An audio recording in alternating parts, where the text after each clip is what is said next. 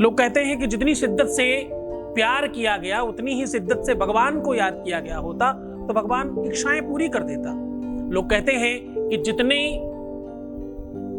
तल्लीनता के साथ लोग प्यार में अपने आप को डुबाते हैं उतना भगवान के साथ करते तो शायद भगवान सामने होता।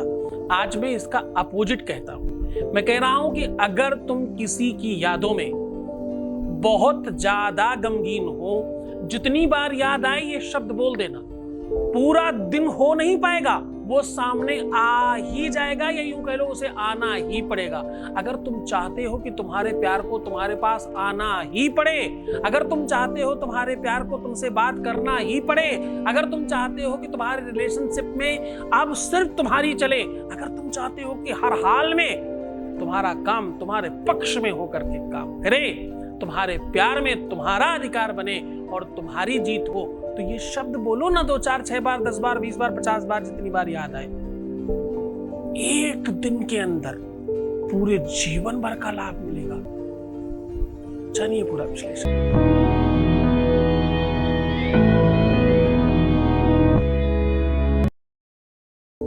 आज का उपाय बहुत कारगर है, इतना स्पेशल है, इतना ज्यादा मनोरम है, इतना ज्यादा आपको अपने आप में समेटने वाला है कि जब आप करेंगे तो आपको खुद में बहुत आनंद आएगा। आज सामग्री कुछ नहीं चाहिए, आज विधि कोई नहीं है, आज परंपरा कोई नहीं है, आज नहाना धोना स्नान करना कोई दिन का ध्यान रखना नहीं। कभी भी किसी भी दिन जितनी बार याद आए उनके साथ ये शब्द जरूर बोल देना। जितनी बार याद आए शब्द बोलना, जितनी बार याद आए ये वर्ड बोल देना। बस सूर्यास्त तब होगा जब तुम्हारा काम हो चुका होगा। ये इतना पावरफुल शब्द है, ये इतना पावरफुल मंत्र है कि जब तुम अपनी फीलिंग्स के साथ समेटकर किसी भी चीज का टेस्ट तब आता है जब उसमें प्रॉपर मसाले लगाए गए हो। तपस्या और साधना में बल तब आता है जब एकाग्रता बढ़िया हो। किसी भी मंत्र की शक्ति तब ज्यादा बढ़ती है जब आपकी समाधि लगी हुई हो। कोई भी काम तब ज्यादा अच्छा वर्क करता है जब आप उसके तरीके से, उसके नियम कानून को पूरी तरह से फॉलो करें। इस बार ये पूरा का पूरा मसाला आपके अपने अनुकूल बनाकर टेस्ट मेंटेन कराया जा रहा है। दुख और सुख दोनों अनुभव की चीजें हैं। हो सकता है जो एक सामान्य व्यक्ति के लिए या किसी एक व्यक्ति के लिए दुख हो वो दूसरे के लिए सुख हो। जैसे शुगर, चीनी।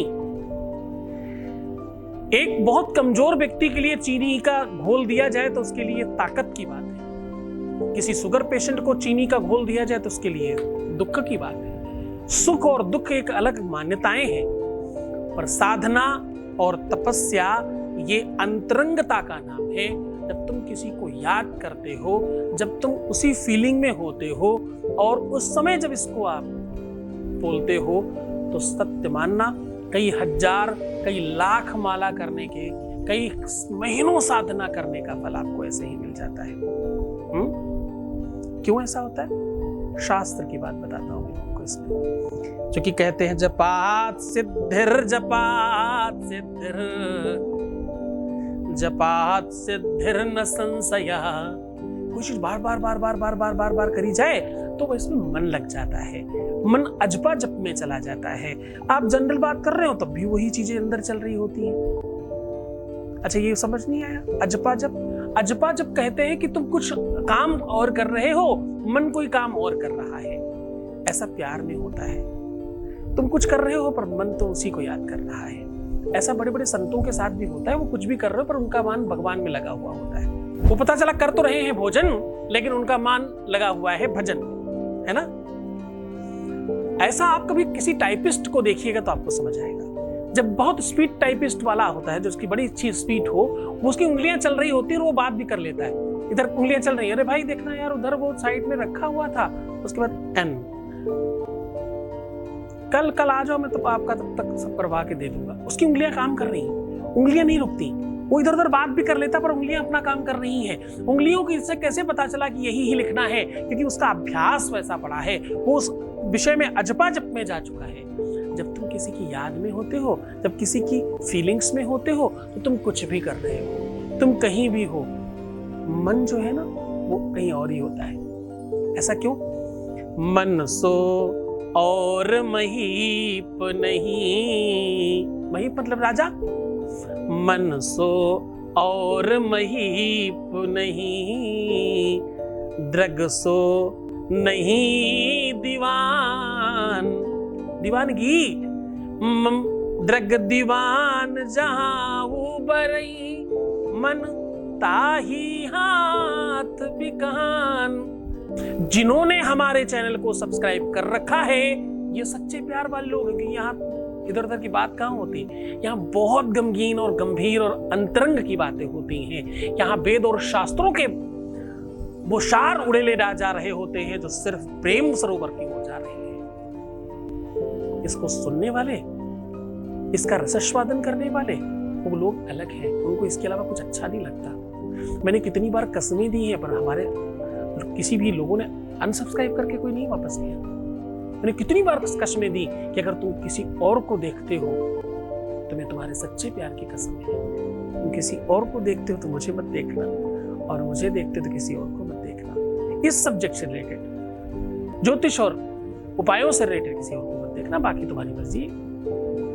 क्यों नहीं देखना? क्योंकि तुम भ्रमित हो जाओगे। कोई कुछ बताएगा, कोई कुछ बताएगा, और तुम तो समस्या में हो ना। समस्याग्रस्त व्यक्ति, हमारे यहाँ एक कहावत है, गगरी में थरिया ढूंढता है। गगरी मतलब कलश का मुख इतना बड़ा और थाली इतनी बड़ी, पर फिर भी उसे लगता हो सकता अंदर चली गई। मे बी ऐसे ऐसे काम कर जाते हैं हम लोग जिसका कोई अंत नहीं है।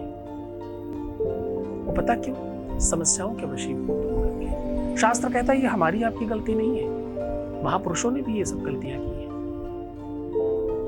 असंभवम हे मृगस्य जन्म, शास्त्र हमें सीख देता है। असंभवम हे मृगस्य जन्म, तथापि रामो लुलुभे मृगाया, प्रायः समापन न विपत्ति काले, धियोर्पि पुंसा मलिनी भवन्ति। असंभव है सोने का मृग होना, लेकिन क्योंकि राम पर आपत्ति आने वाली है इसलिए वो सोने के मृग के पीछे भाग रहे हैं।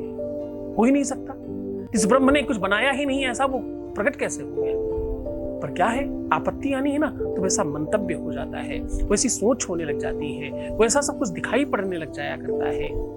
पर ईश्वर की बड़ी कृपा है कि तुम यहाँ वहां से भटक करके कम से कम कहीं ऐसी जगह आ गए जहां पर तुमको सही दिशा बताई जा रही है, जहां पर तुम जीना सीख रहे हो, जहां पे तुम अपने जीवन को खड़ा करना सीख रहे हो, और जहां पर तुम अपने आप को प्राप्त कर रहे हो। बाकी तो सब बात में। तुम तो मिल जाओ, तुम खुद को तुम तो मिल जाओ, फिर तो प्यार मिल ही जाएगा ना।